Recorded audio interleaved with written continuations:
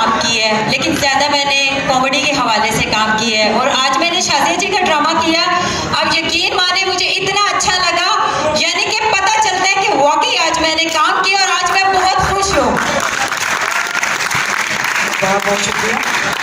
अच्छा जी, इस ड्रामे के सेट बहुत ही डेंजरस किस्म की हस्ती, बहुत प्यारा दोस्त, बहुत अच्छा इंसान।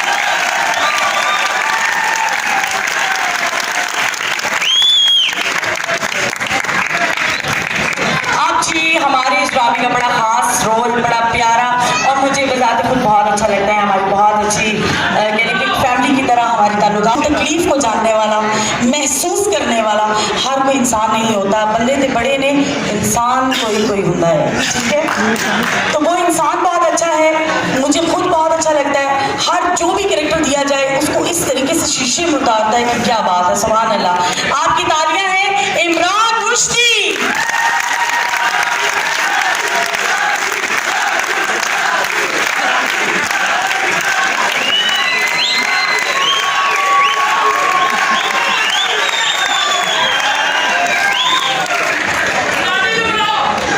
अच्छा जी, इस ड्रामे का बहुत खूबसूरत कैरेक्टर, बहुत प्यारा सा इंसान, मेरा हीरो, इस ड्रामे का हीरो, एक लड़की पागल पागल सी आप हैं, आपकी तालियां हैं अरशद खान।